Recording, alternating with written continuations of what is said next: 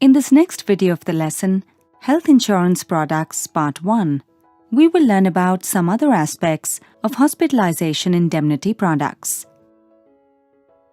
Some of the usual exclusions under hospitalization indemnity policies are given below. First, pre-existing diseases. The IRDA guidelines on standardization define pre-existing as any condition, ailment or injury or related conditions for which you had signs or symptoms, diagnosed and received medical advice or treatment within 48 months prior to the first policy issued by the insurer. Most of the times, these are excluded under individual health plans, as otherwise it would mean covering a certainty which poses a high risk to the insurer. Second, weight control programs, supplies or services. Third, cost of spectacles, contact lenses, hearing aids, etc. Fourth, dental treatment expenses that do not require hospitalization. And fifth, hormone replacement, etc. Please refer the book for complete list. Waiting period is applicable for the diseases for which the treatment can be delayed or planned.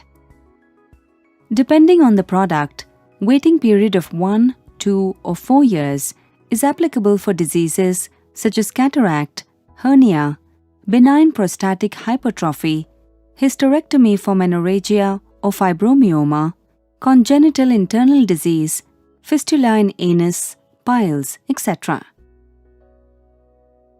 Let us now learn about different coverage options available under indemnity products. First, individual coverage. An individual insured can cover himself along with family members such as spouse, dependent children, dependent parents-in-law, dependent siblings, etc., as some insurers do not have a restriction on the dependents who can be covered. In such covers, each person insured under the policy can claim up to the maximum amount of the sum insured. Premium will be charged for each individual insured according to his age, sum insured, and any other rating factor. And second, family floater.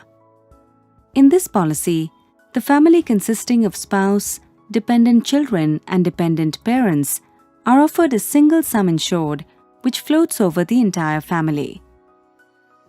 The covers and exclusions under both these policies would be the same. A number of changes to existing coverages and new value-added features have been updated to the basic indemnity cover offered under the earlier Mediclaim product. Some of these changes are as follows. First, sublimits and disease-specific capping. Some of the products have disease-specific capping, such as cataract. A few also have sublimits on room rent linked to the sum insured. Second, co-payment.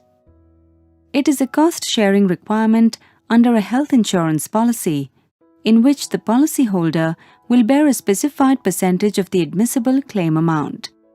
It does not reduce the sum insured. Third, deductible. It is a cost-sharing requirement under a health insurance policy in which the insurer will not be liable for a specified rupee amount in case of indemnity policies and for a specified number of hours or days, and in case of hospital cash policies, which will apply before any benefits are payable by the insurer. Fourth, new exclusions. These have been introduced and standardized by IRDAI, such as genetic disorders, stem cell implantation, external and durable medical or non-medical equipment, any kind of service charges and surcharges levied by the hospital. Fifth, zone-wise premium. Premium differential has been introduced in certain zones with higher claims cost, such as Delhi and Mumbai. Sixth, Coverage of pre-existing diseases. Pre-existing diseases, which were excluded earlier, are specifically mentioned with a waiting period of 4 years. And seventh, add-on covers. Various new additional covers called add-on covers have been introduced by some of the insurers. For example, maternity cover, critical illness cover, coverage for AYUSH, that is Ayurvedic, Yoga, Unani, Siddha, and Homeopathy.